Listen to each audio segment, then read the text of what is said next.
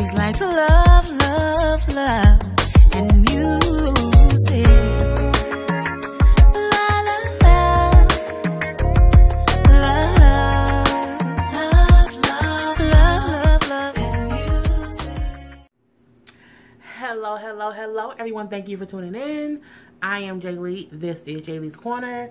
This is my review. This is for episode 4 of season 1 of Love After Lockup. I took notes on the last 2 episodes today. It's currently Sunday, getting ready for the work week. Luckily, we didn't get that much more snow here today. I showed in the videos from yesterday how we got all the snow on Friday and Saturday, and it was crazy. So, yeah, as y'all can see, I got my windows kind of open because it's still... Well, it's only 6 p.m., so it's almost dark here. It'll be getting dark soon. So I'm like, well, maybe leave the windows open for a little bit. But yeah, hope everyone had a good weekend. Anyone who does live, you know, in this area who got hit with the snow, hopefully you guys are okay and everything. Like, people were stocking up on food, on water, because it's like, hey, when a winter storm hit, you don't feel like going nowhere, so you got to stock up on little stuff, little snacks. You know, you Netflix and chill and stuff, you know what I'm saying? So, yeah, it was a good little 4-day weekend. We had Friday, Saturday, Sunday. Well, 3-day. Yeah, Friday, Saturday, Sunday. So, yeah, you know, 3 days off or whatever. So, you know, this particular episode of Love and Lockup, this is a new show on WETv. I had heard about it. Someone mentioned it in my comments before. And so, I watched it because, you know, I was off work or whatever. And it's a great train wreck to watch. And now I keep seeing the previews for the family boot camp that's going to be coming on in March. I keep seeing previews for Bridezillas. I used to watch Bridezillas. I don't know if I'm going to continue to watch Bridezillas. It just depends on what day it come on and what else is on at the time, because that's what kind of dictates what shows I do or don't review. Because again, I do work a full-time job, so sometimes I just don't have time to watch different shows because they come on the same day of a different show that I prefer. So, yeah. James and Ala starts this episode off. I have a hangnail and it's driving me crazy. James and Ala, I feel like they are not on the same page all the way. James wants her to do what he's supposed to do. You know, he's telling her how, hey, I have to go to work, but I set up the job interview for you. You know, you need to be there about 2 o'clock. You know, you have to be there. And she like, why you do that? You know, why you pushing me? You know, it's just too much. And I'm like, well, damn, girl, this is a job interview. And, you know, his thing is, you know, she has to do 2 out of 3 things in order to move to Chicago to be with him. She has to, 1, get a full-time job, 2... Well, she has to do 2 of the 3 things. She either can get a full-time job, have immediate family who lives there, and she needs to have a place to live.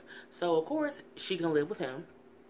But she needs to have either a full-time job or they have to get married. So, those are the other 2 things. So, his thing is, since we're not immediately getting married, you have to get a job or you can't move here. So, I get what he's doing.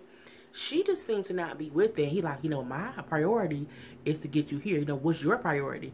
Why would you say that? You know, I want to be here with you too. But the thing is, he set her up for a job modeling or like with a model agency. And she's like, I don't want to be a model. I don't want to work for a modeling agency. She brings up how when she was a model before, years ago, how she, you know, that's how she got on heroin. And I'm like, but don't most models do cocaine? Like, cause I guess a drug is a drug. It doesn't really matter. But anywho, but of course that was like 5-6 years ago. And you know, at first she was saying like, you know, I'm not gonna be there. You know, you can't be rushing me. And he like, look, what you trying to do? Is you not trying to be with me? Is you not trying to move to Chicago? And she's like, no, you know, I do want to be here. You know what?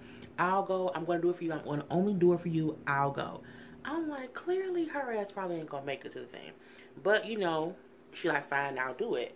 The next thing we see is him, because he told her, like, I'm going to leave work early and I'm going to meet you to see how it goes. So we see him get there. He get there at 3. The appointment was supposed to be at 2. So he come out, yeah, I'm coming. My girlfriend had an appointment here today. I'm coming to check on, you know, what's going on. And like, what's her name? What time was her appointment? Oh, her name was Ala. She was supposed to be here at 2. And the receptionist girl was like, oh, she never showed up. She never checked in. So now he he like, are you sure? Can you check to be sure that she didn't come? And when she came, you just said no.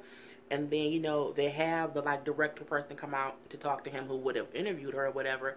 First of all, the lady lips who was like the director, her lips look so botched. I was distracted. I mean, like, her lips look like her bottom lip looked like it was two lips, or maybe like it was like her lip was like in three parts, like one part, two part, three parts.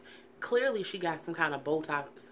Somebody put some Fix-A-Flat in her lips, because I'm looking like her lips just look botched to me, and I was so distracted because I'm like, her bottom lip is hanging down.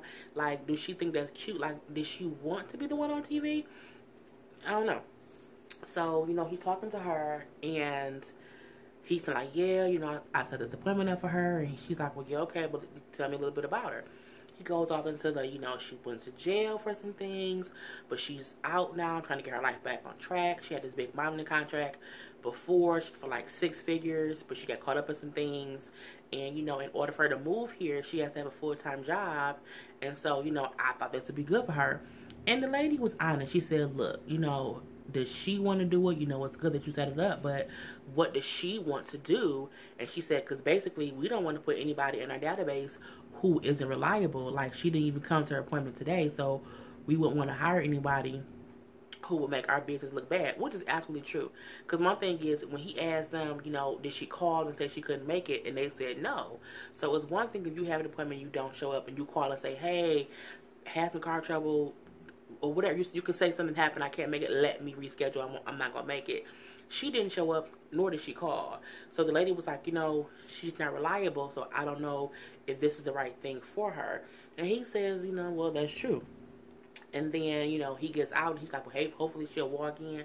I'm like, if the appointment was at 2, it's 3 o'clock and she ain't there. She didn't call them and she didn't call your ass. Clearly, there's some things going on. So then as he's in the lobby waiting, he gets a phone call from Ala, and she's saying, well, oh, I got sick, I'm in the car, I want to throw up. And he's like, well, where you at? You know, I can come meet you. You know, I'm worried about you. You know, what's going on. You know, maybe you should pull over at the gas station and kind of get yourself together. I'll be there shortly. So we see, you know, he hang up, and he's like, oh, my God, I'm worried. You know, she's saying she was sick, that's why she didn't make it. But it's an hour later. Like, it's an hour past the time that she was supposed to be there. But it is what it is. So we see him leave to go find her. Okay. The next, Garrett and Joanna. I think Garrett is so cute. And I swear I think Garrett gets cuter and cuter every episode. I don't know if he's getting cuter and cuter every episode because each episode is like further into him being out of jail. So he getting his real cuteness back. You know what I'm saying? Like, he got some kind of regimen to get himself to look fabulous. But I'm like, he is so cute. I mean, he's a jailbird. You know what I'm saying? He was in jail for 6 years. And, you know, he's an ex-felon or whatever. But I still think he's cute. It's so crazy. And like, if she had met him fresh out of jail, okay, he cute. As he got a car. You know what I'm saying? He working. Okay. But it's the thing that she met him while he was in jail. But I get it because he's cute. Still, I know a lot. I have cute friends that's in jail who get out. I don't want to talk to them. No. I'll talk to you once you get out of jail. And we can see where it goes. But I'm not talking to no man in prison. No, no thank you. No ma'am, no sir. So, you know, Garrett has been out for like 30 days or whatever. And before, when he first got out, he was not able to drink. This is his like 27th day. My shirt keep coming up and it keeps making my skin feel stupid. Anyway, he is out. Now he's able to drink. So we see that he's going out with his boy to a club, well, a strip club. And he's going out to have some drinks, kind of just have fun. Now, you know, he like, you know, yeah, I'm free to drink now. I'm trying to have some fun, let loose. Because again, remember, he went to jail when he was 17, 18 years old. He's not only 20. He's only 24. That's a baby. Okay, that is a baby in real life. I'm 36. So 22, 12 years ago, I was a baby. And I can only imagine how I was hanging out in these streets when I was 22, when I was 24. But again, the next thing we see, he went in the club at like, I think maybe like 9 or 10 or something like that. It's now 2 a.m. and he's leaving the club. And, you know, he was like, you know, I'm cutting loose, I'm having fun, you know, I'm not going home, you know what I'm saying? And Joanna keep texting and calling me, you know, I don't see why she keep doing that. She needs to stop contacting me. What I think happened was he was supposed to go hang out with his friends, But while he was out hanging out with his friends, she kept fucking with him. She probably kept calling and texting, what you doing, who you with, what you doing, who you with. And as he got more and more drinks into his system, he got pissed off at her nagging him. So he decided in his drunken state, okay, you want to keep stalking me basically? I'm not going to come home. I'm going to continue to have fun and be partying in these streets. And, you know, she's saying how he promised me in prison that I would never spend the night alone, that he would always come home. You know, he told me he would never come home after 2 a.m., whatever. And my thing is, I wonder if he would have been cool with coming home had she not fucked with him the whole night. That's the thing I wonder about. Because we can clearly see Joanna's batshit crazy. We can clearly see that she also has self-esteem issues and she's not too... She just have issues, point blank period, because there's no reason... The amount of stalking that she's doing, the amount of time that she's making, like, she's a real ass warden, and I don't even think she realized what she's doing is reminding him about being in prison. So what he's doing is he's rebelling. In prison, if they said I had to go to bed at 5 p.m., I had no choice. Now she keep calling me and stalking me, messing with me, and saying I have to do something. I ain't gonna do it. I ain't saying what he's doing is right, but I'm like, this is... He's 24. He like me, fuck that. I ain't going home. Because he felt like I'm free now. I don't have to go home. And because she's trying to make me do it, I'm doing the complete opposite. Again, nothing is wrong, but it is what it is. Next thing we see, it is 7 a.m. He slept in his car, but he's at work. He like, you know, I fucked up last night. You know, I didn't go home. I was out partying. I went too hard. He said, but I got a job and I can't be at my job. I can't be late to work. So it looked like he parked like at his job and just went to sleep so that he would be on time for work in the morning. That's smart. I get that. You know what I'm saying? I completely get that. So he's like, you know, I feel horrible. I know I fucked up. And, you know, she has a real reason to be pissed at me because I did not come home at all. And like, it's one thing if I come home late, you know what I'm saying, and she pissing the bitch or whatever, but she has a right to be pissed off because I didn't come home at all. And he's talking to like the bartender lady who says he talked to sometime, and she's like, you know, well, you're too young to be acting like this. And honestly, he's not. He's in a serious relationship, absolutely. And some things you have to go through being in a real relationship. You can't stay out all night. You can't do that at all. But I think the reason this is completely different, this is a kid who was locked up the most essential years of his young life. He was locked up from 18 to 24, and now he's out. He's trying to be free, and his girlfriend isn't really letting him be free. Again, I think the reason he's going to the extreme is because of how much of a chokehold she's trying to have on what he do. And he's like, you know, I want to be young and have fun, and I don't think anything wrong with someone just hanging out. And he like, I think it's innocent fun. You can have innocent fun, but Jack need to go home at night. That I completely agree with. But again, she keep being a warden, and he's just fighting the system. That's clearly what it is. So we then see that he go home, and it feel like Joanna is more mad that, well, she's mad that he didn't come home. She's pissed off about that, but she's also just as much pissed off that he got drunk without her. He always said that the first time he would get drunk, that we would get drunk together. That would be something that we did together for, you know, for our first or whatever. Bitch, girl, move the fuck on, okay? You know, he was not able to legally drink before he went to prison. So now that he was drinking, I'm pretty sure he don't know his limit. You know what I'm saying? Because every drinker has to know their limit because you're used to building up to that. But when you fresh out of prison, you just want to drink, and you might just drink, and you didn't went completely overboard. Like, your dumb ass just stayed out all night, you stupid. But again, I'm like, she has an absolute reason to be upset. But her reasoning for things like, well, you told me when you was in prison, bitch, it was prison talk. It was prison talk. And as she's talking, you know, you didn't even care when I was telling you last time how upset I was. You didn't care. He was like, I was fucking drunk. You're like, I wasn't thinking I was drunk. You can't talk to a drunk person. You shouldn't argue with a person who's drunk because they give zero fucks because they're drunk. If you're drunk, I'm going to let you be drunk, and I'm not even going to argue with you because you're not going to hear nothing I'm saying anyway. But in the morning when you woke and you sober, oh, we're going to have it out, okay? Definitely. And, you know, she was like, you know, he was just loyal for going out and drinking with his friends, and his friends ain't shit. And he's hanging out with people who wasn't even there for his prison sentence because that's what people do. That is it. And it's sad. That's why your father told you in episode 1, you living in this fairy tale. You living in this, oh my God, it's going to be so wonderful. He said all these great things to me this whole time he was in jail. And he's going to come home. It's going to be what he said. No, that's a fucking fairy tale. The things a guy or female tells you in prison, this shit not going to be no fucking fairy tale. When you come home, you're going to have trials and tribulations. And the fact that she doesn't get that just shows how young and immature she is. And now she's really not ready for a relationship. And it's like, did she pick a guy in prison because she can keep tabs on him? Because the dude outside of prison wouldn't put up with the bullshit that she doing. Point blank to the period. And then she comes and your friends aren't real friends because they allowed you to stay home stay out all night. No, they didn't force you to come home. That boy's a grown ass man, and I don't think his friends like you. Honestly, let's just be truthful. Because you seem kind of crazy and stalkerish, and they just might be like, you know what, if you want to hang out, we're going to let them hang out. And, you know, like, y'all were actually out looking for pussy. No one needs to be out looking for pussy at 4 a.m. At 4 a.m., you should be at home. I completely agree. He should not be out looking for pussy. And any man who's in a relationship should be home before 4 o'clock in the morning. Completely agree. It's the way she does things that's making him wild out. Again, if you put a leash around a tiger's neck, that tiger is going to try to break free. Sometimes you have to just let animals be free.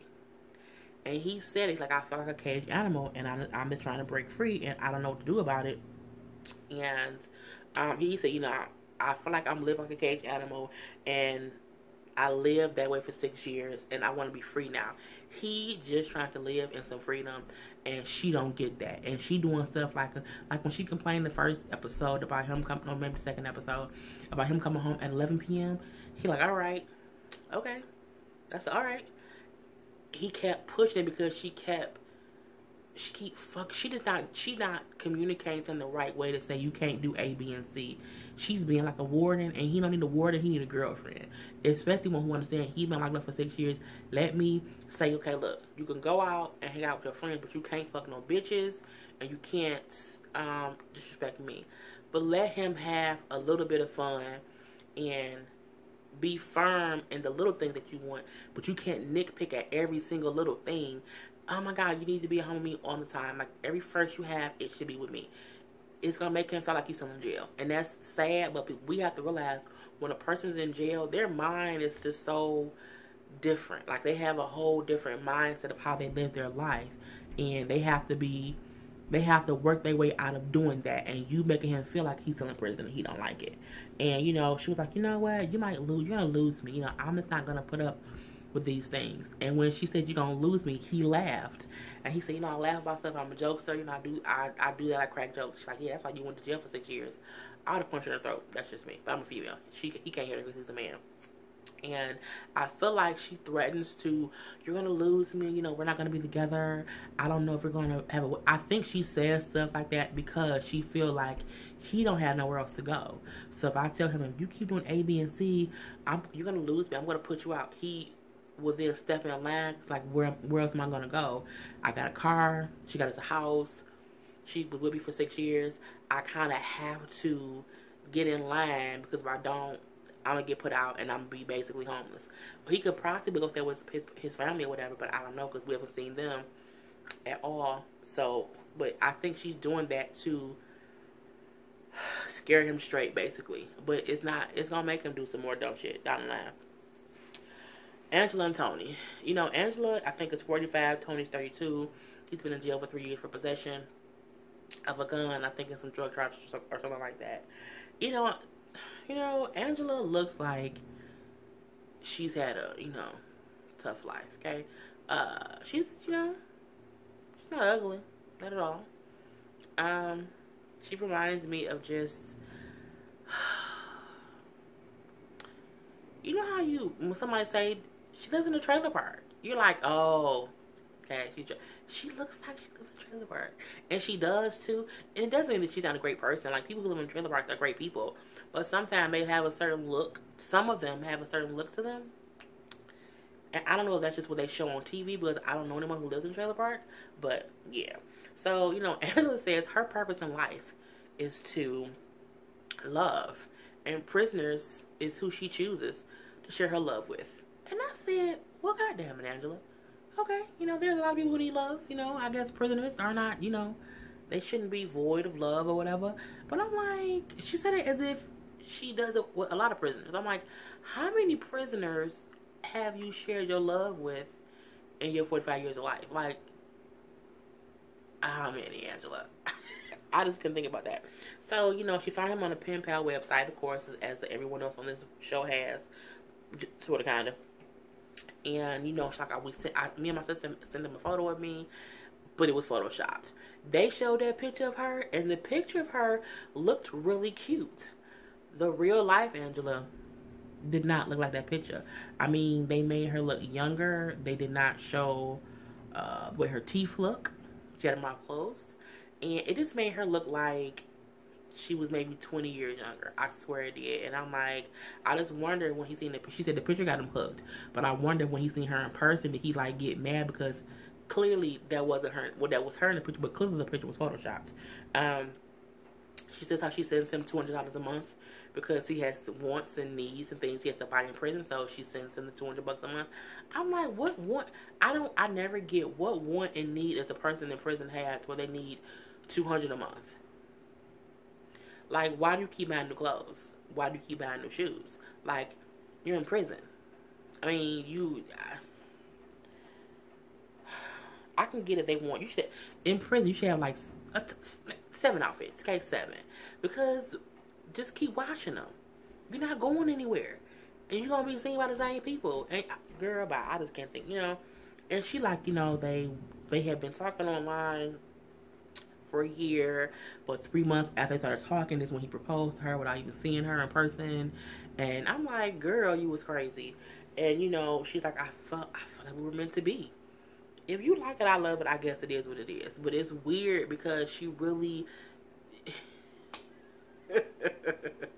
it's just Angela is just a little bit delusional too.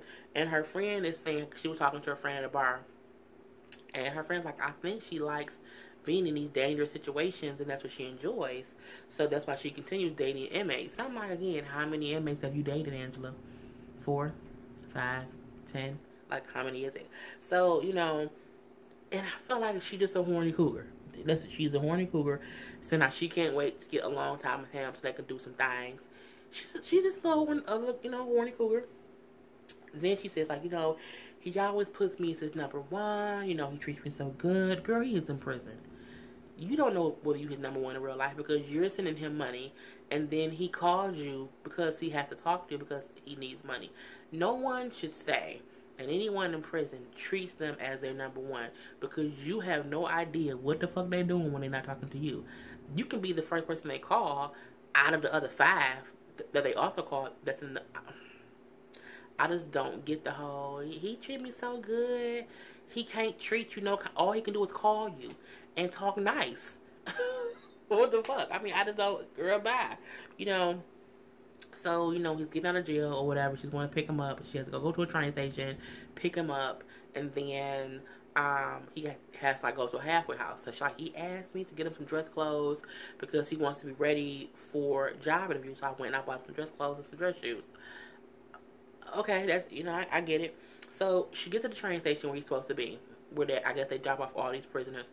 I would not want to go to the but a prisoner filled train station because it's just all kind of criminals at the goddamn train station.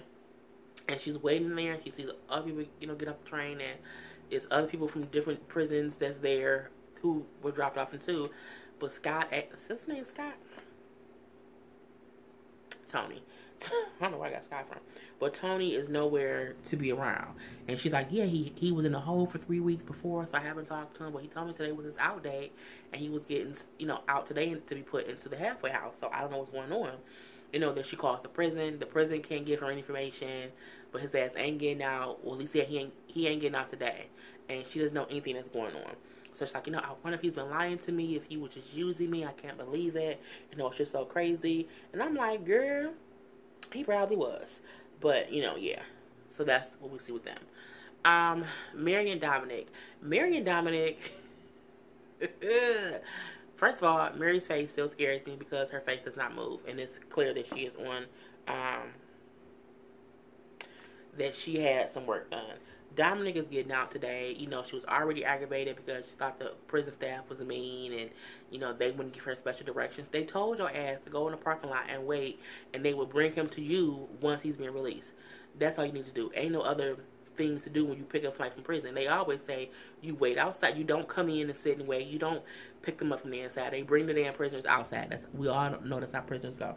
So it's like, it's gonna be wonderful. You know, I'm going to run into his arms. It's gonna be so beautiful. I'm like, you can't. You was wearing heels. You couldn't even walk in. So you damn sure can't run them. So girl, be quiet. So you know, they get to the prison, and you know, he does get out.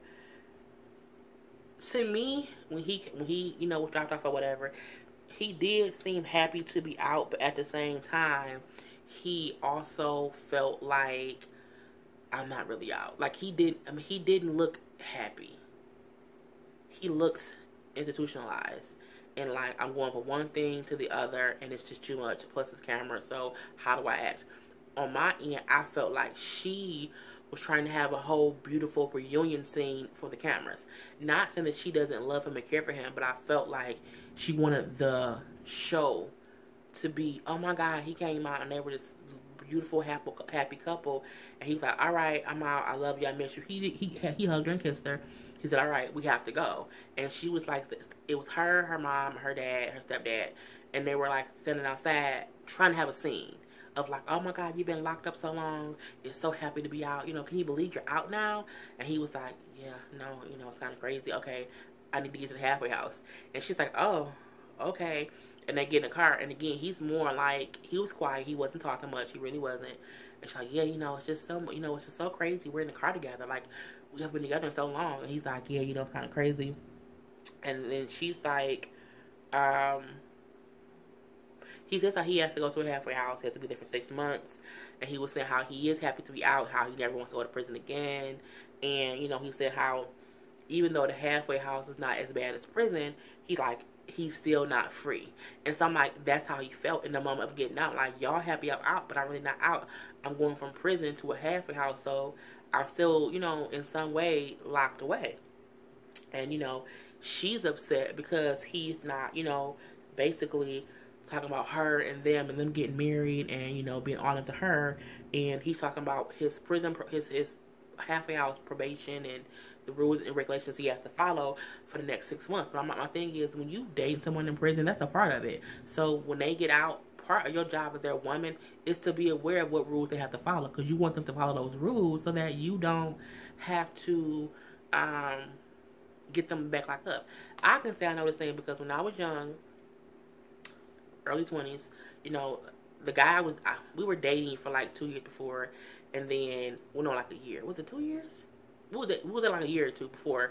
And he went away for a year. And when he came home, he had to go to a halfway house. So I completely get this. Even though this happened to me, you know, 14 years ago, whatever. I remember going through it, going to visit him in prison, like all this crazy stuff. But the difference was, we were together before he got locked up. And he just went away, and I stayed. And I was young or whatever. I ain't talked to him in years. But yeah, she not even on that tip. She like, what? We should get married, and he should think about me, and this should be about me. No, bitch. He not really out. He's not really out. And she just don't get that he not free.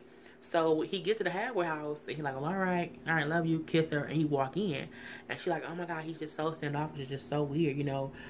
She says how they got engaged before he went to jail, which is weird because she said before he went to jail, they were only together 30 days. So that was like a quick, oh my God, my shoulder hurts, y'all. So if y'all see me flinch, that's what it is. It was a quick 30-day dating thing. Y'all was like, oh my God, we're in love. Let's get married. And then he went away, and she's been holding on to this fantasy for these past 6 years. And he has been living his reality of, I'm in prison for 6 years. I had to deal with whatever I had to deal with in prison. We know that can be a lot. And now that I'm out, I'm not really free. I'm just under different rules that I have to follow. Because if I don't follow these rules, I go back to prison. And, you know, I'm like, girl, you don't need to deal with that. So, you know, that's that whole thing. Lamar and Andrea, Lord Jesus. we last saw them arguing and fussing and fighting in the parking lot because she was upset about his baby mama being, was that? Nope. That's not what happened. This is what happened in this episode. See, because I watched it and I'm further off in my mind. So, this is the day that he's out. He's been out, 2 days at the hotel or whatever. And because he can't leave LA, he's having like a dinner with his family and whatnot. So, it's like welcome home with family and friends. Andrea only cares about, well, there better not be no girlfriends and there better not be no baby mama's here. Now, he has a daughter. She's now an adult. He said how he had his daughter when he was 16, but he has not seen her since she was like 4. So she's like a full-grown adult, and he hasn't seen her in years and years and years. Probably like 14, 15 years he hasn't seen his daughter. But he's like, I talked to her already, and she said that she can't make it. So, he said, my daughter can't make it, so I know her mom wouldn't come, because when her mom comes, but my daughter can't come. And I'm just saying, like, I don't want to deal with no girlfriend, no ex-girlfriends, no baby mamas. And I'm like, that right there is stupid, because that man been gone so many years, his daughter don't know him. So I really do doubt that the mama don't let the daughter be around him. Not only that, I doubt that the daughter gonna want to be around her father by herself without her mom, because for right now, she doesn't know him like that. Even though that's her dad, the mother gonna be there. Let's just be honest. And Andrea should just deal with that. So, they get to, I can do daughters, but I can't do baby mamas. Andrea is so insecure. It is so, it's almost to the point to where she found someone in prison because she's so insecure herself that she feels like that's what she deserves. And because he don't have nothing and he been gone so long, he gonna do whatever I say he gonna do because he needs me. That's what I get from it. Because and she got 3 kids of her own. So who says you can have a daughter but I don't want her mom around? What? Bitch, you crazy? So, they get to the restaurant or whatever. His brothers is there, one of his cousins, his sister. It was a joyous reunion because, of course, he hasn't seen them in almost 2 decades. And, everything seemed good. It was all laughing and talking or whatever. Andrea was there too. Then we see his phone ring, and it's his daughter. And she's saying, hey, Dad, I think I can make it. I want to come see you right now. And so he's like, okay, great. I miss you. I want to see you. The baby mama is with the daughter. And then Andrea then hears the baby mama say, okay, we'll be there in a minute. She gets pissed off. And she ups and leaves and say, I got to go do something. Something happened with the kids. I have to call. She made up a whole lie that something happened with the kids and she had to go handle something real quick. So she leaves simply because she's pissed off that she heard that the baby mama is on her way. So, he don't even care that I'm leaving. I can't believe this. He told me when he was locked up that I would never have to deal with the baby mama. Not having to deal with baby mama issues and not having to see her is 2 completely different things. I think what he meant was you not gonna have to really deal with any issues with her like that. I don't think he meant like you won't ever have to see her, because that's not reality. That's not, eventually, with children and parents, you gonna see the girl's mama. Let's just be honest, I call a spade a spade. So he promised me. I'm like, girl, shut up. So his daughter come in, and it was beautiful. Okay, it really was. He was saying how I hold her and hug her or whatever. That I think the thing just paused. Well, it is what it is. But the daughter is there, and he's saying how now he feels like, everything is complete. He can do whatever he needs to do. He's complete with his daughter there. The mom is there as well. She's sitting on one side, him and the daughter's on the other side, and they're just talking or whatever. The daughter says like she's waiting her whole life to have her father hug her, to have her father be in her life. And, for her, she feels whole now. The fact that Andrea was not there for that reunion will always put a rift with them. No matter what happens, because the daughter could feel like you wasn't even here, you didn't want to meet me, my father, and the Lamarcus thing, like she didn't want to meet my daughter. So, he is not happy that Andrea wasn't there, and he's saying, he's like, because I wanted her to meet my daughter. I really, really did. And he says to the baby mama, because the baby mama asks, where is Andrea? And then he's like, well, she left, what I'm saying? He said, she's insecure about her place in my life, and she's threatened by you because you're one of my exes or whatever. And that's why she's not here. Now, I felt like he should not have told her that, but at the same time, I felt like he was just trying to be honest about the situation. So it was what it was. The baby mama said, you know, she can't be threatened by me. Like, she has to get over it. Now, at first, I'm like, what the fuck she talking about? But what she said was, I'm a mother, this is my daughter, and I'm not going to just drop her off somewhere to be with people who she don't know. And that's completely true. That man been gone 18 years. And even if that is his daughter, she don't know them people. And what kind of mother would just leave her daughter in that situation? Because what if she does feel uncomfortable and she doesn't know anyone there, and she's meeting her father for the first time? She would have been meeting her father's fiance for the first time, and it could have been a different kind of situation. And so she did not want to leave her daughter by herself. So I completely get it. And she wasn't saying like, well, she has to accept me. What she was saying was, it's my daughter, and I'm going to always be around for her. It didn't even have nothing to do with Lamar, really. Her point was, my daughter was here, and she don't know nobody, and so I'm with her. That's what mothers do. Okay? Let's call it spade a spade. So, Andrea then texts him saying how she's lost or whatever. And so he has to go find her because she's lost. And the funny part was, it was him and his brother who went to go find her. He like, I think she's making this up. I don't think it's true. You know, she can find her way everywhere else. She can find all kind of other stuff. But how she all of a sudden lost? He like, no, I think she said that to get me out of the situation where I was. And I completely agree. Her ass wasn't lost because you have MapQuest. And you just left from a location. You knew where he was. You just put in the goddamn MapQuest and you go back to where you were. Or you go back to the hotel. Okay? She was lying. And he realized that. And when they pull up, and he like, okay, so you was lost? And she's like, did you have fun with your ex-girlfriend? And he like, what? I'm looking like this bitch here.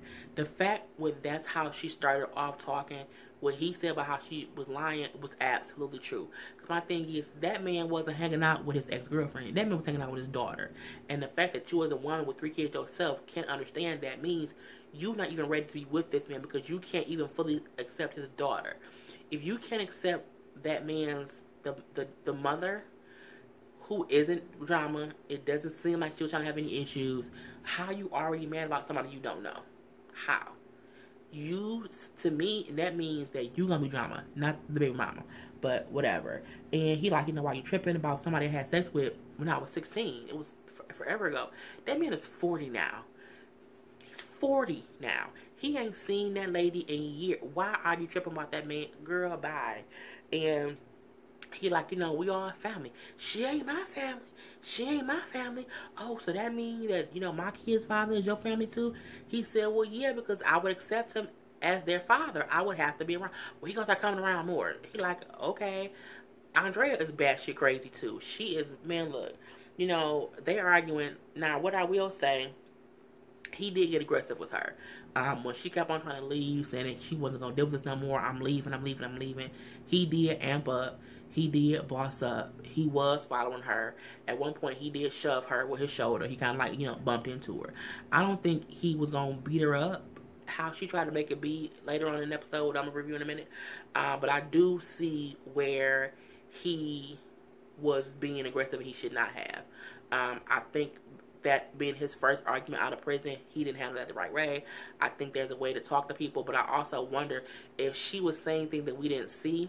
Because I'm like, he got so mad so fast, and he was saying like, you know, I'm not going to put nobody before my kids. And I think that's where he got mad. I think he may have felt like she wanted him to pick her over his daughter, and he was like, I'm not going to do that. And then when she was trying to leave, he like, what you gonna do? What you gonna do then? What you gonna do then? And then he said something like, you know, you always want to be in control of stuff and put your God first. I'm like, can you bring Jesus into this? And you think you control stuff like a puppet. I think, and she kept on saying, I'm not your cellmate. I'm not your cellmate. I'm like, why is y'all arguing in this damn parking lot? The police had pulled up, and she like, if he gets arrested, he goes back to prison. It was a full-on mess. And I felt like it was a full-on mess solely because she was making him feel like he was wrong for spending time with his daughter. But again, he should not have gotten aggressive with her. He should not have been like kind of bossing up her like that or whatever.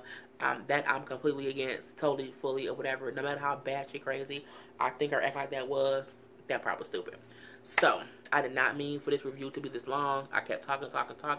So I'm ending it here. I'll be reviewing episode 5 in about 5 more minutes. So Thank you for watching. I am Jay Lee. This is Jay Lee's Corner. Peace.